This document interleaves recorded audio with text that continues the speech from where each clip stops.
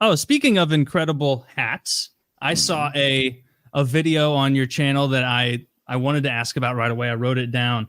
So you apparently had a bit of a run-in a while back with the KKK. Oh yeah. And I want to know about that. How did that happen? I didn't know they were still mucking about. I thought they were kind of anachronistic. Oh no, no, so unfortunately still around. Now, granted, that story happened 33 years ago, so this was several decades back. But Oh, okay. yeah, I was in high school, and yeah, I had this old hoopty. It was a '63 Buick LeSabre. I lowered it a couple inches, white wall tires, had some subwoofers in the back, as a 16-year-old does. And I'm driving home one day, and I lived in this tiny little town. Mm-hmm. And the Klan still was around back then. And again, this has happened in 1990. So the Klan was still around, and I had nothing to do with that. I mean, I was very fortunate to grow up in a house where racism did not exist, and that's certainly nothing in my heart at all.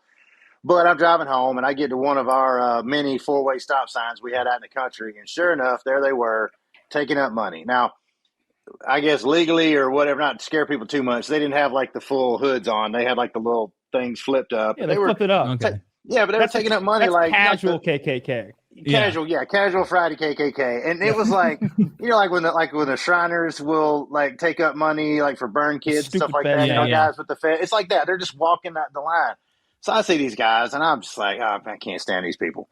So we're kind of everybody's taking their turn up towards the four-way stop, and one of these guys sees me, and he's got his little bucket, and he sees me. I'm just a white kid in an old car, and he kind of holds the bucket up, bucket, and I was like, I kind of just shook my head no, and he was like, bucket boy, and I was like, oh, and he's like, bucket boy, and he's kind of approaching my car, and I took my hand, I was like, fuck you, and I flipped him off, and he kicked my car, and and I was real proud of this car. It wasn't a nice car, I paid $300 for it, but it was mine, and you don't kick my car. I'm first in line now at the four-way stop anyway, so he kicks my car, and I just mashed the gas. That car had a 345 V8 in it, about, I don't know, a couple hundred horsepower, enough. Lights up the tires, rear end kind of steps out, and the Buick's had the wing mirrors on the Buick kind of set a little forward of the windshield, kind of out on the sides, and he had those big old white KKK pajamas on. It snagged his sleeve as I went past and just cartwheeled his ass down the side of the car. Of course, I kind of fishtailed through the intersection. I look back in the mirror. He's all laying in the ground, and his friends are getting him. I didn't hit him. His friends are helping him up, knocks his little pointy hat off and stuff. And, as a 16-year-old, you don't really understand the permanence of the things that you do. So, I think, oh, these guys are what a bunch of assholes. I go home. I didn't think about it. Mm-hmm. Not thinking that I'm in a town of 1,200 people with a lowered 1963 Buick LeSabre and primer. It's not like they're not going to see me again. And sure enough, that happens on like, I don't know, Monday, Tuesday, something like that. Friday that weekend, I dropped the car off at this little radiator shop. They're going to blow out the radiator because that's what you had to do with old cars back then. And, car sits there all weekend. I go pick it up on Monday after school. I get in the car. I kind of take a right out of the parking lot. I get up to speed. Something's not right. I mean, that car drove like a cloud. So steering wheel's kind of wobbly. Something's not going right. As I go to put the brakes on, the wheel just spins in my hand, goes full lock right. I go off the road, hit a telephone pole so centered I couldn't have done it if I tried.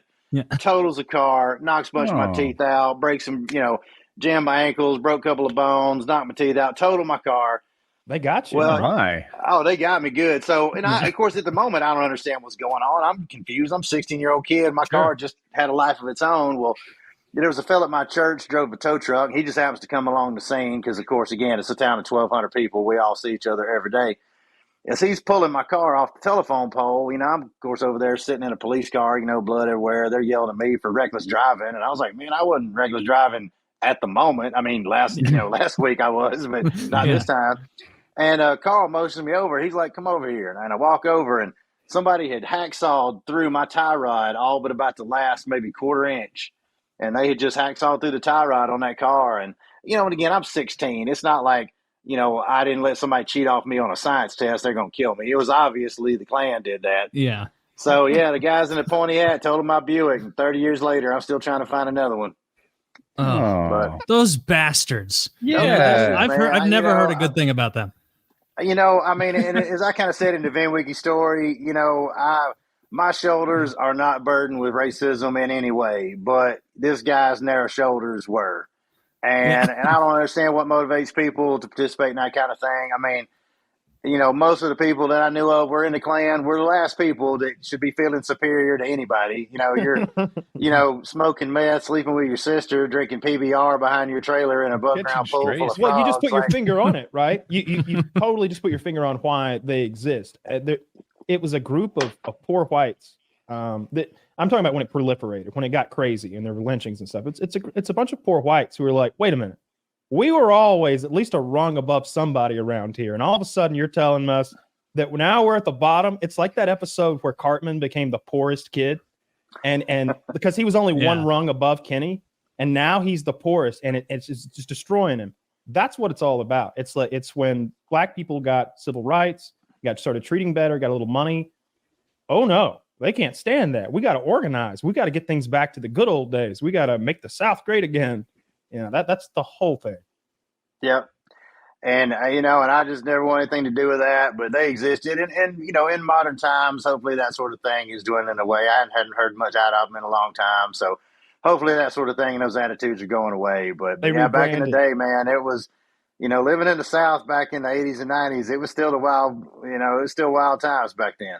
Would they ever wear stuff around like, oh, fuck, I'm not going to have time to grab stuff for dinner after my meeting. I'm going to have to go to the store in my robes casually. Like, did you ever see him out and about, not in meetings? There we go. We got you back. No audio. Oh, we lost your audio. Yeah, you may have to refresh. Or may have to refresh it. I would imagine that there had to be circumstances like that in like the 20s, 30s, like especially back when it was like just a social club where you'd see someone in KKK garb, but like with their just regular face out, picking up a rotisserie chicken and rice. See, I think long before it was something to be ashamed of, it was something to be secretive about, because it's the cool kids club. Because it wasn't the dregs, it was probably going to be the local business owners and stuff, right? And like the mayor's probably going to be there. The sheriff's there, right? Everybody's there. So I think it's more of like the Masons or the Moose Club or whatever the Elk Club. I mean, one of those little modern day secret societies that we all just, oh yeah, that's where they meet, huh? Oh, look, let's go to McDonald's. No, I want Arby's. We just forget there's a secret society in every fucking town. I want to be a member of a secret society. Did you go join the Masons or something? I knew a couple Masons. I knew some, and I had a problem with one, and another was like, "Don't worry, I'm in the Masons with him. I'll put in a word." And I was like, "All right, fix the whole thing." It was like a word from this guy. Really? Fixes the whole little altercation. Yeah, there was a mailbox that had been like hit by a car, and there was some. Who's going to pay for this thing? I didn't do anything wrong, by the way. I was just a third party, but then the Masons fixed it. Yeah.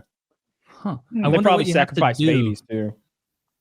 See, if they're doing that, I'm going to have to say no thanks. If they're using demonic powers, they make you like, there are some like rituals they do. You're going to go in there and like hold some scales up or something blindfolded and recite some chants or something, maybe some old timey sayings that they have, like some weird old timey Mason something mantra. In Latin. Yeah, I would hope. There we go. Sorry about that. Or Greek. You're good, Chris. Sorry about that. Yeah, so somebody called me. I was like, y'all stop calling. I'm on a podcast. They're like, oh, call us when it's done. I'm like, stop. Like, anyway. So did you ever have any other run-ins in that town with the KKK where you were just driving by at night, maybe after a party, and you're like, there are those fellas burning a cross again? Or was that the main run-in? That was my main run-in. I mean, they were around, and of course I had friends who had relatives and people who were in it. I mean, they certainly appeared here and there, but no, that was my only run-in, thankfully. There was we had one of the administrators at my school that was pretty heavy into them, and that was pretty screwy. We had some race fights and stuff like that my senior year of high school, and that wasn't real good. But I joined the African American Student Club in protest, as did a bunch of us, and it was quickly weeded out the people who were involved in that sort of thing. But now, fortunately, that blew over, and I moved off to Athens, Georgia, to go to the University of Georgia, and that was like a new age for me. It was suddenly I was in a town full of cool, open-minded people, and all that stuff went away. So I never looked back. Athens is great. Good. I grew up like right near there, Franklin County, Georgia. Cool. So 40 minutes. 40 minutes northeast of there. But poor Lake Hartwell is. Woody's familiar with Lake Hartwell. He goes down there and parasails on the lake sometimes. Right on. Right on. I've gone water skiing on Lake Hartwell at night before. That was pretty entertaining. Wow. Can you see? That water's black. Oh yeah, yeah, and it's full of like mercury from that battery plant in Clemson too. So I'm sure I've allegedly. There's a battery plant in Clemson leaking into the that lake. particular cancer cluster had nothing to do with Energizer's plant. Okay, exactly. Yeah, when the DNR is like, do not eat one fish out of Lake Hartwell every 5 years or something like that. Yeah. So I was like, that's all right.